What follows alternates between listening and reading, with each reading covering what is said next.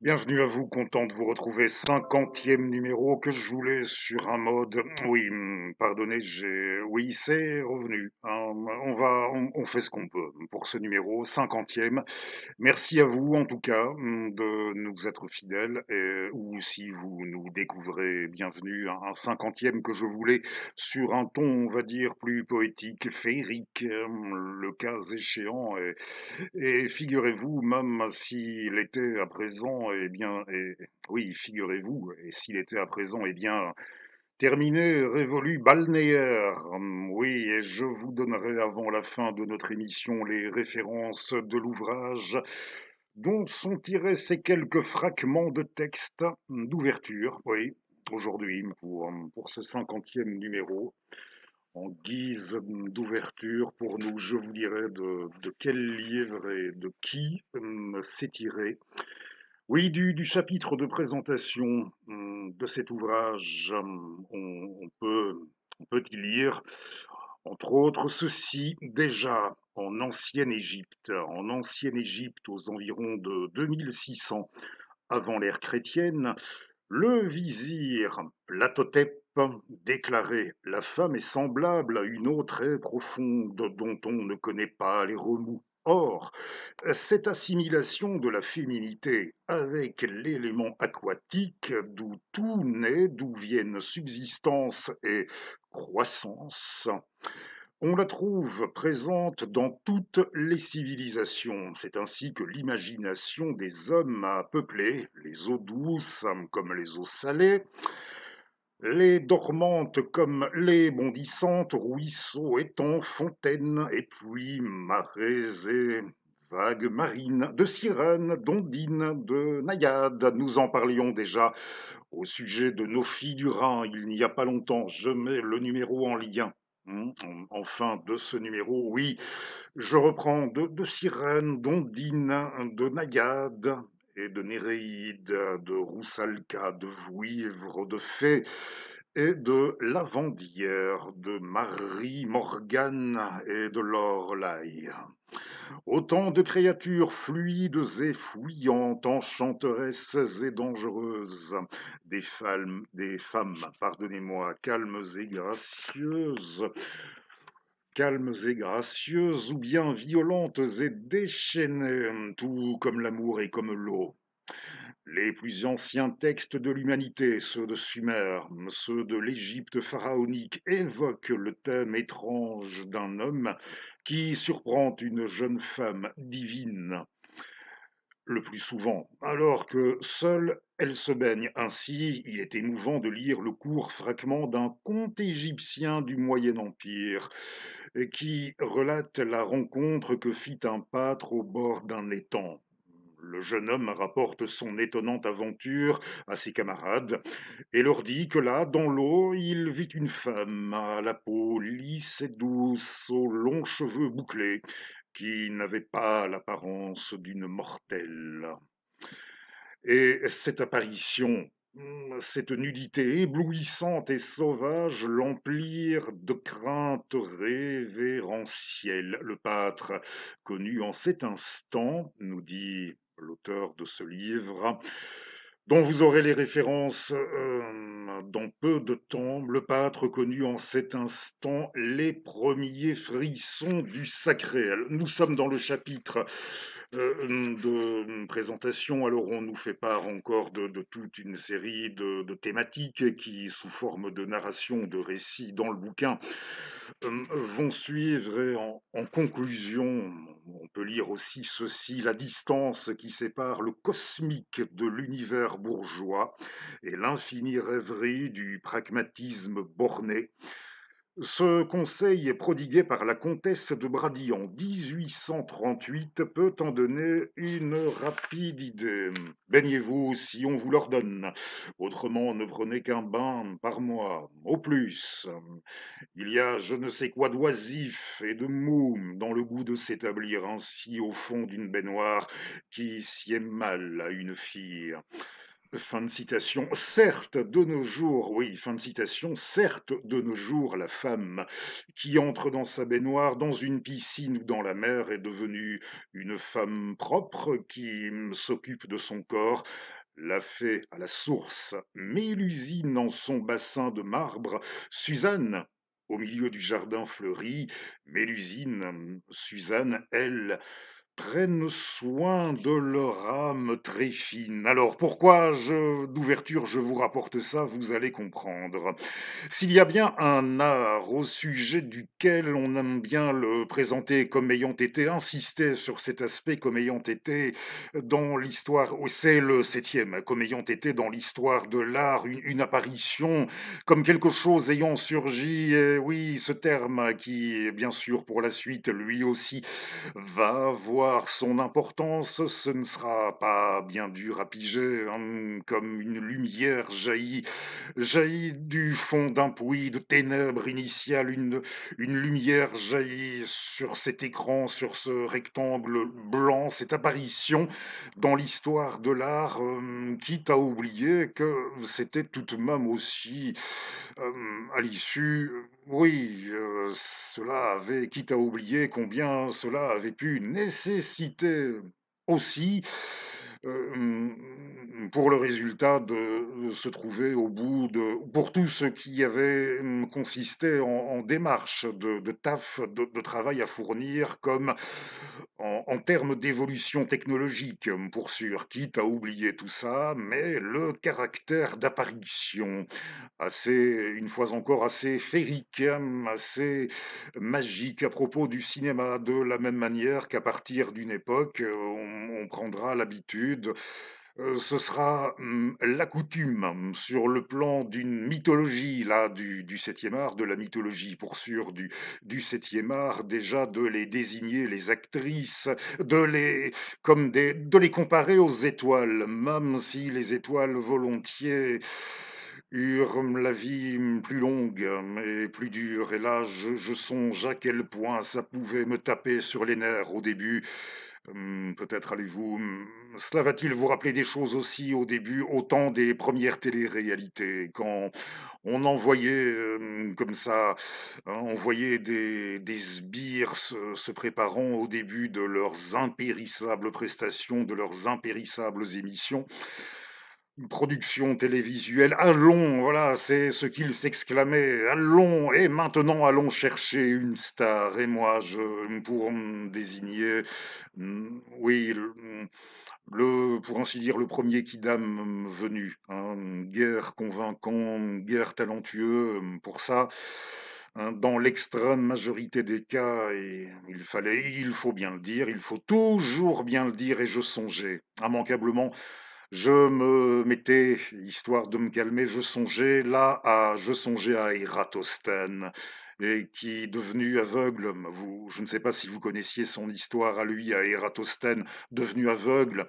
On raconte, il avait mis fin à ses jours pour ça, Ératosthène, parce que devenu non-voyant, il ne pouvait plus les voir, les admirer, les étoiles. C'est pour ça que, à mon tour, de m'exclamer: «Allez-y, allons-y doucement», avec ce concept, avec la notion, de star. Allons-y doucement, ne serait-ce que sur le plan allégorique comme pour tout le reste, comme pour tout ce qui pourrait s'ensuivre, mais ça n'avait absolument rien d'usurpé, je pense, pour madame madame Claudia Cardinal, qui vient de prendre congé, et il y avait sa filmographie remarquable. Avec elle, non seulement les meilleurs films, dans lesquels elle avait, tourné, nombreux, hein, les bons, mais aussi les rôles qu'elle avait manqués, qu'elle aurait pu incarner, comme celui de on a souvent dit qu'elle seule aurait pu véritablement l'incarner, ce rôle-là,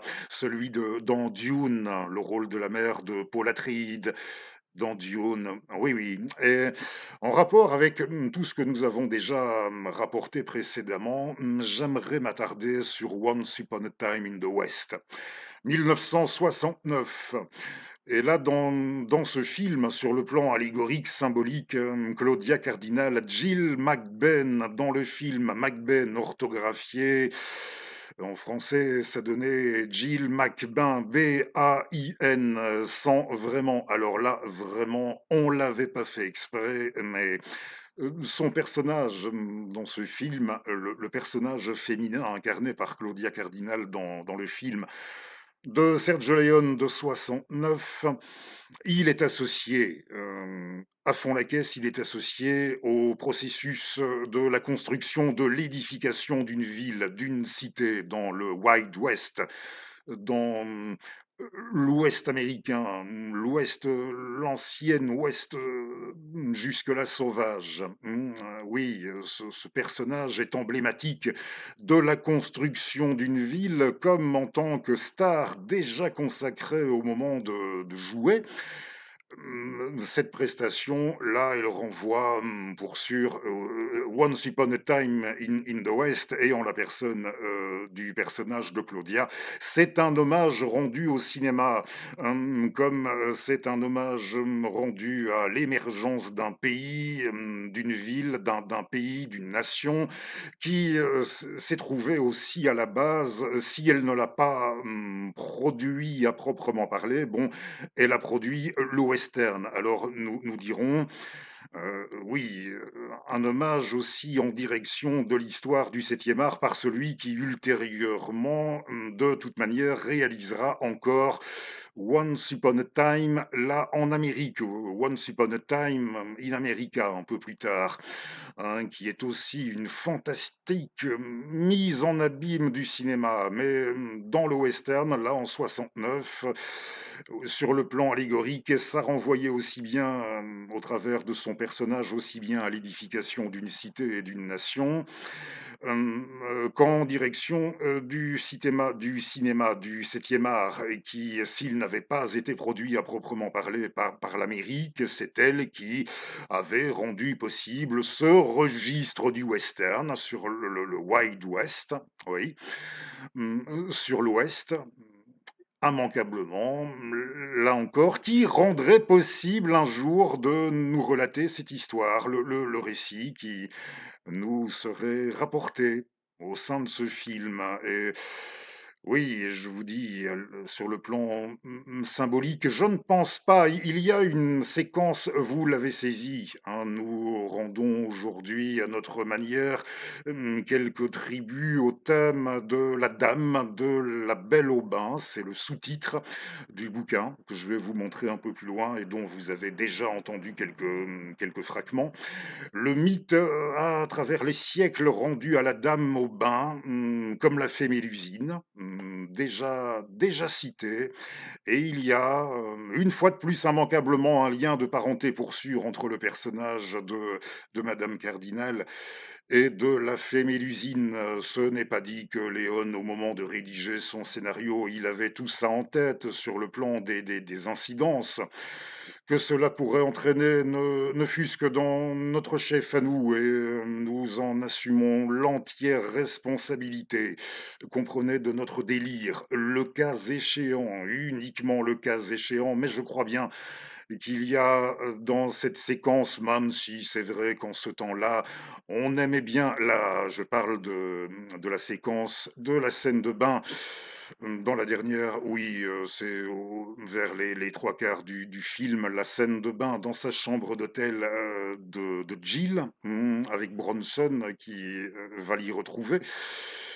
Dans sa chambre, à un moment donné, en prélude à une des plus importantes scènes d'action du film, avant d'arriver à ce qu'on appelle le climax, et bien vers les trois quarts, il y a la scène de bain de Jill dans sa chambre d'hôtel qu'elle a souhaité, je la cite, bien chaud, bien bouillant, quelque chose comme ça, pas trop quand même. Pour sûr, quelque chose, nous l'aurons saisi, voulu par elle comme un des plus, rassérénants et que nous voyons comme tout à fait symbolique dans cette filiation, dans ce lien avec notre fée Mélusine et avec l'imaginaire collectif. Oh ben, remontons tant qu'à faire au Moyen Âge, on parle bien de Mélusine après tout. Aussi, cet imaginaire médiéval collectif.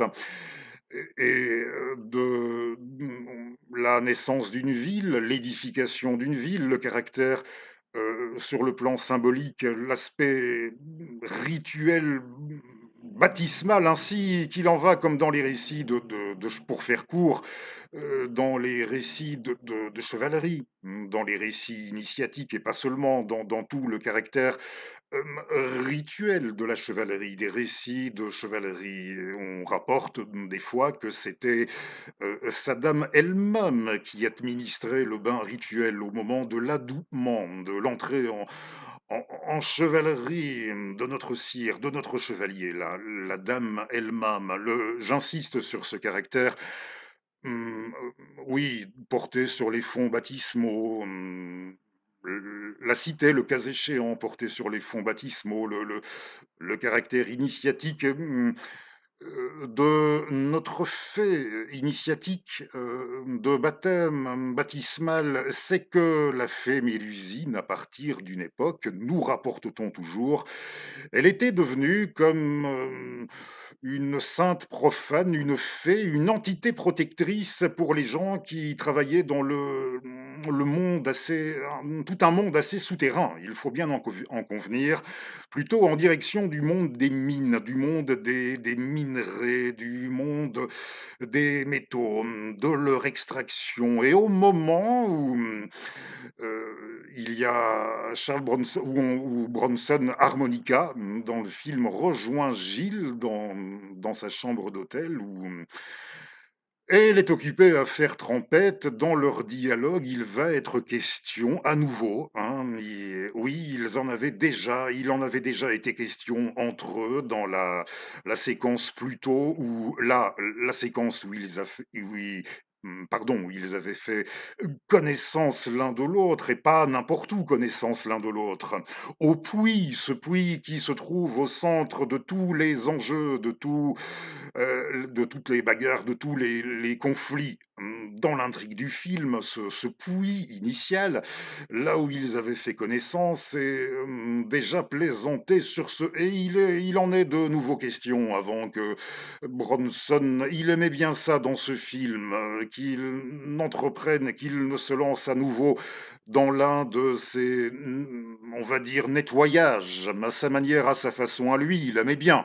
Hein, ça dans ses films, Charlie, et il en est de nouveau question de ce petit bruit comme ferreux, de ce petit bruit comme métallique, là non plus, en regard de notre fée protectrice du monde des métaux, on, on pourrait aller plus loin, hein, quitte à s'aventurer sur des terres un peu plus ésotériques, ce dont nous allons nous garder dans notre numéro présent. Ce n'est pas à votre serviteur son domaine de prédilection, mais admettons, dit en passant, on pourrait, voilà. Mais il y a dans cette séquence, il faut bien en convenir déjà, rien que ça, comme un assez savant alliage, même si Léon, encore une fois, l'avait pas fait exprès. Supposons un alliage qui de l'eau, du métal, de la poudre et du sang. Assez joli, tout, oui, assez joli, tout ça mis ensemble en partant d'une séquence que vous seriez au départ en droit de juger dans le film tout à fait anodine et renvoyant bêtement à peut-être aller savoir quelques clichés de l'obsessionnel, si on peut dire ça comme ça, oui, aller de l'obsessionnel, des fantasmagories, des réalisateurs, oui, du côté des mâles, des réalisateurs. Ce fut le cas toute une époque au cinéma, mais je n'ai pas le sentiment qu'ici il faut s'arrêter à ce genre de choses et on peut s'aventurer dans ce domaine, comme je vous l'ai dit, en compagnie de la fée Mélusine, et c'est pas fini. Hein. Si on se reporte, on vient de parler de nos amis, de notre couple. Oui, le couple de héros dans le film Cardinal. Bronson, Jill McBain et Harmonica, hein, notre mystérieux personnage, qu'on peut assimiler, en direction du Moyen Âge à quelque il n'y aura pas photo pour ça. Ça n'aura rien de scabreux, pas davantage.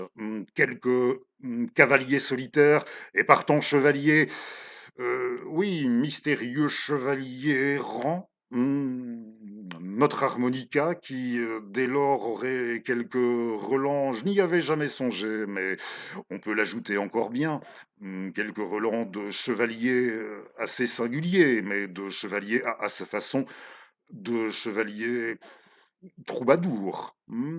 Oui, renvoyant toujours au Moyen Âge et au récit de la fée Mélusine où, dans le film de Léon, il y a une transposition, ça devient assez moderne dans la façon dont tous les conflits se trouvent.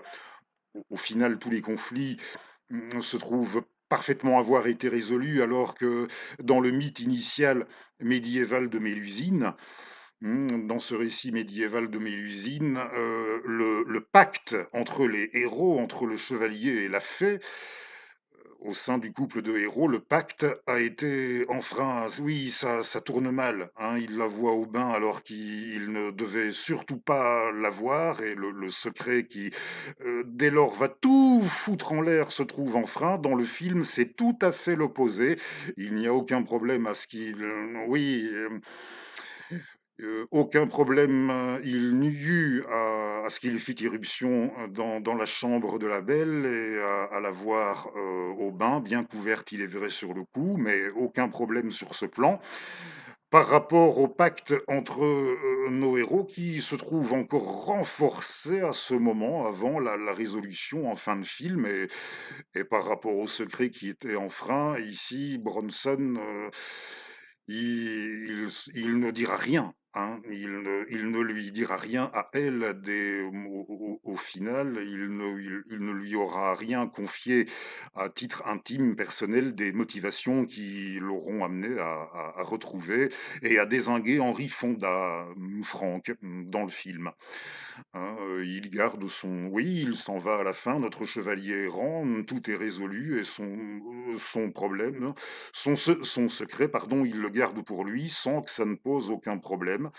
Dans l'histoire, tout est résolu et l'image finale, là encore, en mode et symbolique et féerique et médiéval, lorsque la dernière séquence du film, le dernier plan, on voit Cardinal se précipiter en direction du puits.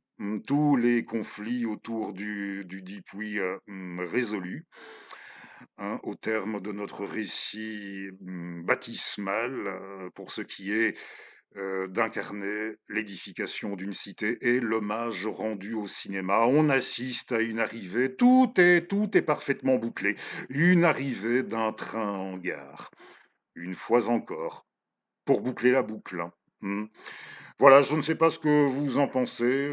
Je ne sais pas si ça peut faire office, d'analyse. Je tenais à vous rapporter ces quelques observations, pas neuves, je dois dire, chez votre serviteur autour du film, un des grands films dans lesquels il lui fut donné à la grande Claudia, de tenir un des grands films dans lesquels il lui fut donné de tenir un grand rôle. Once Upon a Time in the West. Et avant de vous parler du livre dont étaient tirés les fragments d'ouverture, sur ce thème de la dame au bain, à travers les âges, à travers les mythes des différentes civilisations, dans ce bouquin, c'est vu sous cet angle très, très large, très vaste. Vous l'aurez compris. J'aimerais aussi, histoire de c'est que c'est frappant de voir que oui, je sais, l'histoire du je n'avais pas prévu d'en parler, mais autour du Wild West, je me souviens que Jean-Michel Charlier, le scénariste des Blueberry, et ce n'est pas le seul western en BD, qu'on lui doit à monsieur Jean-Michel Charlier, disparu à la fin des années 80. Le créateur, le scénariste, de Mike Steve du lieutenant Blueberry, il n'y allait pas par 4 chemins une fois dans une interview au sujet de cette façon, selon lui, dont il avait agencé ce mythe du Wild, du Far West, dont les Américains s'étaient arrangés pour, porter en épingle, pour et mieux que ça, au bout d'un moment, mettre, au travers de leur culture, de sa diffusion et de ce qui deviendra une culture de masse largement diffusée, largement exportée, diffusée ailleurs, de ce qui deviendra pour sûr quelque chose de très vaste sur le plan de leur culture exportée, via l'industrie à partir d'une époque du western. Si s'ils avaient tenu à le mettre sur un piédestal, leur histoire de Far West, c'était, disait Jean-Michel Charlier, pour à un moment gommer toutes les traces de leur pays d'origine où ils n'étaient, je cite, que des minables obligés d'émigrer. Et ça me fait songer à, toujours dans le registre de la BD, il y avait eu oui, autre chose en BD, l'album western de nos amis Vanham et Rosinski. Ils avaient sorti un one shot, un western one shot de chez nous, bien de chez nous, à un moment où ils disaient, c'est ce qu'ils disaient, s'être basé sur une documentation nettement plus approfondie, on dira, pour ce qui était d'avoir une idée de ce à quoi et un rendu de ce à quoi, et c'était très différent de ce qu'on avait vu pendant très longtemps dans les westerns américains, et même en dépit de leur caractère qu'on aime bien dire sépulcral, crépusculaire, sépulcral des westerns spaghetti après, encore un peu, mais nettement moins par rapport au profil. Et dans notre BD, oui, nos auteurs, Rosinski et Vanham, avaient essayé là de vouloir un rendu attestant de ce à quoi devait ressembler davantage des Américains du Far West de l'avant-siècle dernier, puisque c'est comme ça qu'il faut dire désormais, oui, de ce à quoi ressemblaient ces gens dans le Far West, dans l'Ouest américain, à l'époque de la conquête de l'Ouest, de hum, l'avant-siècle dernier. C'est western, ça s'appelait, et tout ça pour vous dire que oui, que Jean-Michel Charlier y soit allé, ou non un peu fort, hein, je ne sais pas ce que vous en pensez, sur ce point. C'est, si on admet qu'on a oui, si on admet tout du moins qu'on enjolivait les choses à partir d'un moment pour la diffuser autour de notre grand ouest, sauvage. C'est tout de même bien à la fin, encore une fois, d'Il était une fois dans l'Ouest, qu'on a rendu là par un Européen, oui, par un Italien, un Européen. On a, l'hommage, oh ben, oui, la dernière séquence du film que nous évoquions avec notre arrivée d'un train en gare, façon Sergio Leone tout de même, c'est très positif, hein. C'est franchement oui, ça a même quelque chose, en fin de film, et la musique de Morricone, renforce encore plus cette sensation, en dépit de la violence, fut-elle assez oui, suggérée surtout dans celui-là de Sergio Leone davantage que dans ses autres westerns. Hein, oui, en dépit de la violence et du caractère sépulcral de ces westerns à lui, hein, avec des faciès au rendu assez particulier qu'on ne voyait pas ou pas trop. C'est bien de s'intéresser un peu à sa façon. euh, C'est procédé pour ce qui était de recruter du personnel, des figurants, sur le tournage de ces films. En Espagne, notamment, comment il a recruté des figurants par rapport aux faciès, au profil bien particulier. Eh bien, en dépit de cette violence et de ce caractère, mmh, Oui, crépusculaire, sépulcral, presque apocalyptique des fois et de toute cette violence, de ce côté, latin, sanguin chez Sergio en fin de film. Dans celui-là, dans Il était une fois dans l'Ouest, ça se clôt, on peut le dire, sur une note d'espoir, aux limites du féerique, oui, la fée Mélusine, aux limites de l'enchanteur, de l'enchanteresse, de ça a quelque chose d'idyllique et plus encore avec la musique de Morricone et cet hommage le plus joli, ultime, on dira, c'est au western américain, c'est tout de même un Européen qui, à la fin de Once Upon a Time, cet hommage le rend, Sergio Leone. Tout est dit au sujet de notre western, et c'est que oui, ben, je voulais rester encore quelques instants dans le pays natal, histoire de rester un peu en Italie, en compagnie, à présent, non plus de Sergio, mais de César.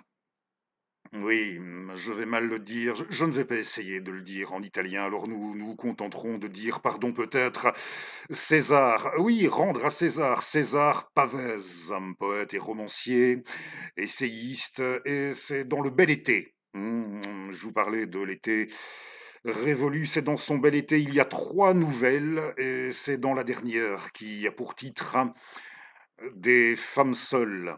C'est le récit des femmes seules. Je vous le déconseille si vous êtes dans une phase plutôt down. Oui, j'en ai connu, ils aimaient ce mot, ils aimaient le sortir down, pensant faire un petit effet, pensant, oui, être dans le ton, non, nous dirons si oui, c'est si vous n'avez pas un moral d'acier pour le moment, ce n'est peut-être pas le meilleur choix de lecture. Peut-être pas la meilleure option, que cette histoire de femme seule sous la plume de César, mais en lien avec tout ce que nous avons dit autour de notre thématique. Si ça vous dit, j'aimerais bien, eh bien, j'aimerais bien ceci vous le lire. Alors voilà, elles sont remises et nous allons page 290 dans notre vieille édition en livre de poche LGF. Et c'est dans, nous l'avons dit, ça s'appelle non pas des femmes seules, pardon encore, mais entre femmes seules.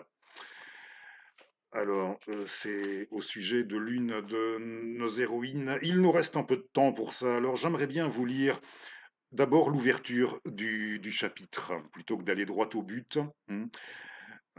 Comme si ça peut vous donner envie, mais attention, comme nous avons dit, comme les forains et les marchands de Toronne, j'arrivais à Turin avec la dernière neige de janvier.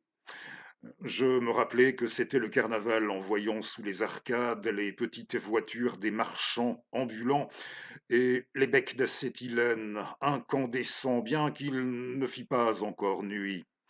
Jetant des coups d'œil à l'extérieur des arcades et par-dessus la tête des gens, j'allais à pied de la gare à l'hôtel. L'air cru me pinçait les jambes et j'avais beau être fatigué, je m'attardais devant les devantures sans me soucier des gens qui me bousculaient, regardant autour de moi et me serrant frileusement dans mon manteau de fourrure. Je me disais que maintenant les jours allongés et que bientôt un peu de soleil ferait disparaître cette boue et annoncerait le printemps.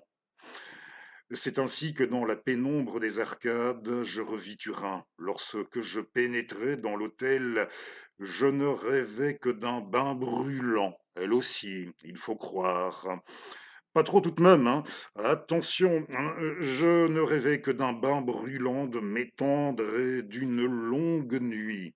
Après tout, nos amis font ce qu'elles veulent. Mais avant de vous lire le passage au sujet, oui, de notre Dame au bain chez César, cette fois, je ferai remarquer tout de même que à 2 paragraphes de distance, César fait, en direction du cinéma et de sa mythologie, référence, sans le faire exprès non plus tout de même oui, sur le plan visuel, 2 clichés si vous voulez, mais en tout cas pour sûr, 2 allégories de la star de cinéma, aussi bien le manteau de fourrure et le bain à vasque blanche, hein, pas nécessairement, mais souvent, tout de même.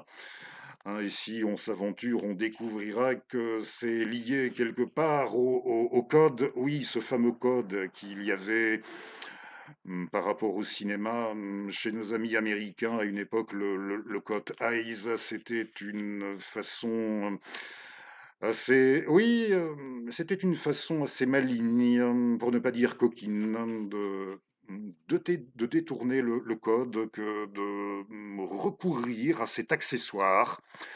Oui, à cet accessoire, à cet ingrédient cosmétique. Eh bien, César écrit encore, très très beau paragraphe d'Entre femmes seules, lorsque je fus seul dans l'eau tiède.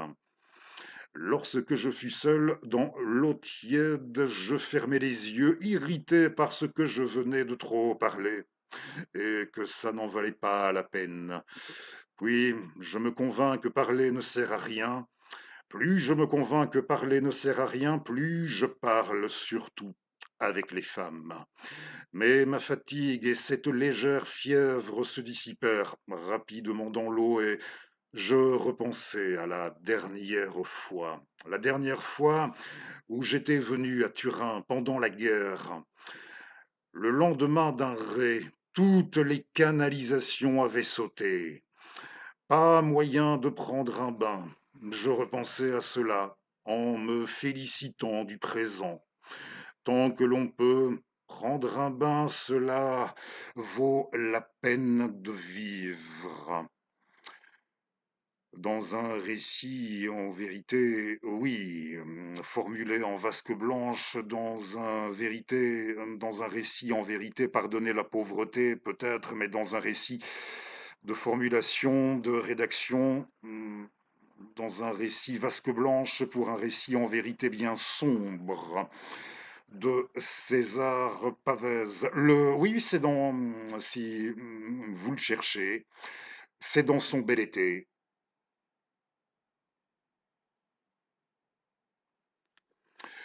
Oui, il a dû écrire ça à la fin des années 40 du siècle dernier et notre édition, une édition de 1955, déjà de LGF. Avant de vous montrer le bouquin des textes d'ouverture qui est de Madame Kellen, Jacqueline Kellen, je vais vous montrer un CD audio. Je ne l'avais pas fait exprès, mais il était... Oui, je vous assure, là non plus, du tout dans le chef de votre serviteur. C'est l'année, nous sommes toujours dans l'année, et nous allons y revenir, nous sommes toujours dans l'année Satie, l'année du centenaire de la disparition d'Éric Satie. On dit, je ne suis pas musicien, ni pianiste. Satie, il serait encore assez facile à jouer, à interpréter, du moment qu'on saisit son esprit, qu'on entre dans son univers, oui, pour autant qu'on arrive à se doter des clés, il ne serait pas d'une difficulté exceptionnelle pour ce qui est de le jouer, Satie. Alors, est-ce qu'on peut parler d'un Satie méridional pour Déodat de Séverac et qui, lui, serait beaucoup plus ardu pour le chant de l'interprétation pianistique? Est-ce qu'il faut parler de Déodat de Séverac, d'un Satie méridional? Je ne sais trop. Je ne sais trop. Mais à défaut de pouvoir répondre à la question, ça ne m'empêchera pas de vous le montrer, notre CD, et c'était un Naxos qui était sorti, vous aurez l'année, si je ne retrouve pas, je mets ça en partie description comme on le fait d'habitude pour nos autres, pour toutes nos références. Oui, sorti chez Naxos en 2012. Et pourquoi j'ai choisi cet album de Déodat de Séverac? qui était, oui, qui, était mmh, le cadet de 6 ou 7 ans d'Éric Satie, né en 1872, et qui nous a quittés plus tôt aussi, en 1921. Déodat de Séverac. Et j'ai choisi l'album, c'est simplement parce que c'est celui qui s'ouvre avec ses baigneuses. Ses baigneuses au soleil, ses souvenirs de Banyuls-sur-Mer, chez Naxos. Et l'interprétation, le pianiste Jordi Mazzo.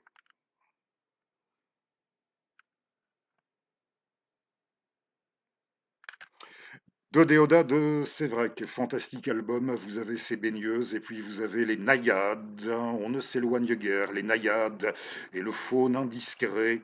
Quand je vous disais tout ce patrimoine, tout cet imaginaire collectif au fil des siècles, des cultures, et puis sous les lauriers roses, et puis en vacances, petite pièce romantique que leur créateur nous dit de moyenne difficulté pour l'interprétation. Et encore une valse romantique et le second recueil, car il y en a deux, dans Vacances.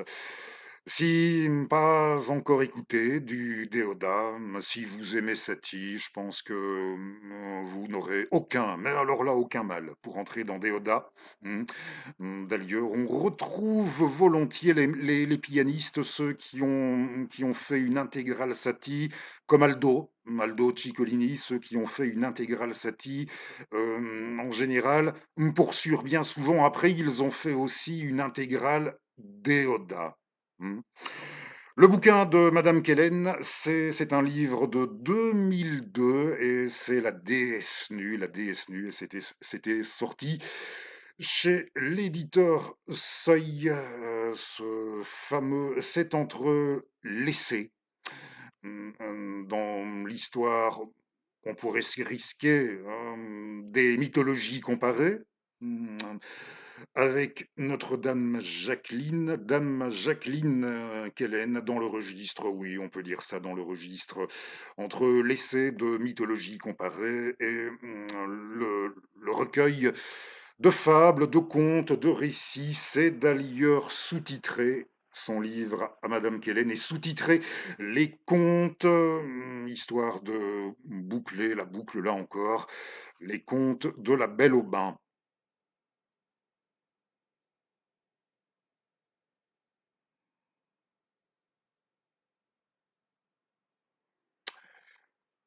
Les contes de la Belle au bain, Jacqueline Kellen, qui citait Flaubert. Il y avait cette citation d'ouverture aussi. On a encore, oui, quelques secondes. J'aurais voulu, je vous dis, pour entre 40 et 50 minutes en moyenne. Lorsqu'on a affaire à un numéro davantage ciblé, c'est le cas aujourd'hui, je sais, mais le plus souvent quand on a un numéro davantage ciblé, rien que sur un seul auteur ou rien que, comme c'était le cas avec Bob, il y a quelques semaines déjà, avec Howard, quand c'est rien que sur un seul auteur ou sur un seul livre, on peut monter jusqu'à maximum 60 minutes, mais en moyenne, un funeste Fred, c'est entre les 40, comme aujourd'hui, et 50 minutes, sans dépasser la durée d'une heure de cours dans l'enseignement, où je ne suis plus de...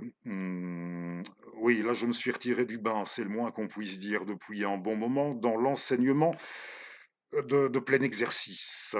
Alors, Flaubert écrivait ceci, qui n'engageait que lui, mais je n'y trouve rien à redire perso. J'aurais voulu être femme pour la beauté.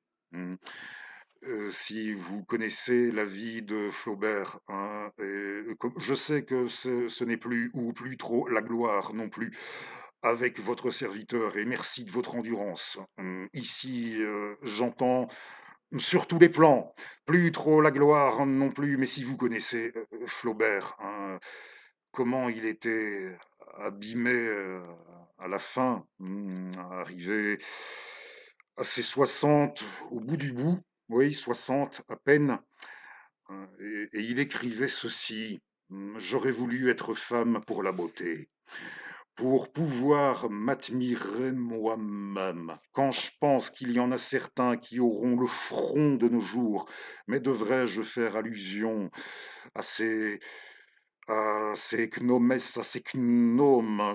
Je ne sais trop du coup, quel genre, les situer, mais à ces gnomesses ou à ces gnomes ou tout ce que vous voulez, qui auront le front de venir trouver ça misogyne, dans le genre misogyne. J'aurais voulu être femme, je reprends, j'aurais voulu être femme pour la beauté, pour pouvoir m'admirer moi-même, me mettre nu, laisser retomber ma chevelure sur mes talons et me mirer dans les ruisseaux. Gustave Flaubert, c'était la citation en préambule de notre déesse nue, de nos contes de la Belle au bain. J'avais prévu de vous lire encore un texte pour clôturer ce numéro, mais ça ira comme ça, hein. Je ne sais pas si je l'ai dit en début d'émission, peu importe, mais de nouveau, j'ai eu comme une crise et je pense que ça s'entend. Oui, ça vient davantage du bide que de la gorge. Mon médecin m'a dit de ne pas m'inquiéter, je veux bien le croire, mais ça fait tout de même, oui, ça fait quelques numéros que ça nous suit. Mm. Oui, oui, si ce n'est pas un virus, mais qu'il y a quelque chose qui nous traque de cette manière, sur ce mode-là, obsessionnel, pour nous traquer depuis quelques semaines. J'espère que ça ira mieux. On se retrouve dans un peu moins d'une petite semaine et oui, je pense que, ça ira comme ça, pour cette raison que j'ai dite. Merci, merci au besoin de votre compréhension. Chers amis, on se retrouve dans un peu moins d'une petite semaine. Si vous aimez ce qu'on fait, pas interdit de s'abonner, de mettre un petit signe, un pouce favorable en dessous de notre vidéo. Je mets souvent en partie description ou en partie commentaire des éléments qui, en courant de numéros, m'auraient échappé. Alors non, aujourd'hui, je ne vous ferai pas lecture, il est assez long, hein. C'est un chapitre entier, mais je vais tout de même signaler le bouquin et j'y reviendrai. Oui, c'était pas la première fois. Il m'a déjà été donné ce texte sur YouTube, sur internet, d'en faire lecture à plusieurs fois. C'est le chapitre premier de Joséphin Péladan, un écrivain qu'il faudrait décidément redécouvrir. Aujourd'hui, je ne reviens pas sur ses légendes noires à lui. Légendes noires le concernant serait peut-être excessif, mais certaines réputations d'ordre du moins fantasque qu'on a pu lui faire par rapport, oui, auquel il aura pu lui-même, jusqu'à une époque de sa vie, il aura pu y mettre du sien pour ça, pour jouer dans ce sens, pour apporter de l'eau à ce moulin-là sur le plan de certaines réputations qui lui seront faites. Mais en 1945, soit Péladan, oui, à 60 ans tout rond aussi, comme Gustave, il nous quitte. Oui, plus tard que Gustave dans le temps, en 1900, Gustave dans les années au début 1880 et Péladan nous quitte en 1918. Je pense qu'il ne verra pas la fin du premier conflit mondial, et qui avait entraîné chez lui un certain nombre de revirements, comme on y assiste volontiers chez certains auteurs et chez les meilleurs dans certains contextes historiques. Et non, la fin du premier conflit mondial. Péladan nous quitte en 1918 et quelques décades après, en 1945, déjà Drieux-La Rochelle dans son journal. C'est un des derniers textes que Drieux, c'est l'année du 80e de Drieux aussi. Cette année 2025, on a fait un numéro. Je vous le mets aussi en lien, si pas vu, ou Désireux 2. Et en 1945, lui, Péladan, Drieux-La Rochelle disait de Péladan, en voilà un. On se contentera aujourd'hui de lire ça. Ce qui avait été repris en d'autres couvertures de cette édition en 10-18 chez Christian Bourgois. Et vous allez voir la couverture aussi. Péladan, en voilà un qu'on a trop méprisé et moqué. Il vaut bien les trois quarts et demi des académiciens de tous les temps. Je sais, ça lui est arrivé, et pas un peu, et sérieusement de se fourvoyer sur le plan des idées, des engagements, à notre cher Drieux, à notre cher Pierre. Ça lui est arrivé, pour sûr, mais il me semble qu'il avait tout de même sur le plan littéraire, sur le plan des œuvres, très fin. Le tarin, oui, très très fin pour ça. Là, je n'en démords pas pour ça. Très fin.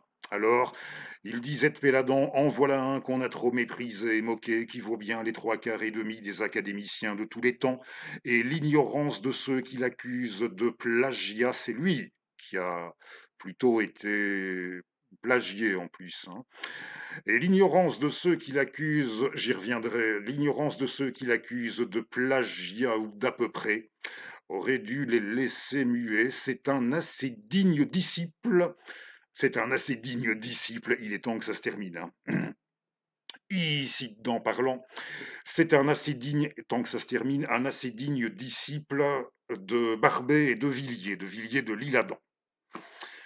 Pierre Drieux, La Rochelle sur Péladan. Alors le livre faisait partie de ce grand cycle qui était un peu le cycle des Rougon-Macquart à lui, à Péladan, son cycle des Rougon-Macquart à lui, son étopée de la décadence latine qui commençait, ça a commencé avec le vice suprême et ça s'achève avec la torche renversée, le parcours, entre autres, d'un mage au bout du compte assez lucide sur lui-même, revenu d'un certain nombre de choses. Vous irez lire, entre autres, ça, si vous vous mettez en chasse.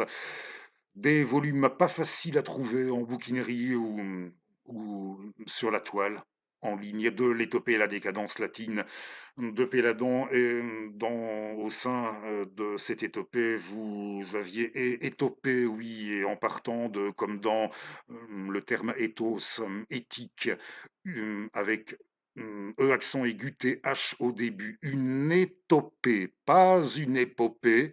Il avait intitulé ça une étopée, Joséphin Péladan. Et au sein des volumes de son étopée, il y avait en 1890 un cœur en peine, dont le premier chapitre est, hum, à mon sens, si pas la plus belle, l'une des plus belles scènes de Dame Aubin, de Belle Aubin, là encore. De toute l'histoire, de toute l'étopée, l'épopée, comme vous voudrez des lettres. Oui, ça s'appelait Un cœur en peine, de Péladan.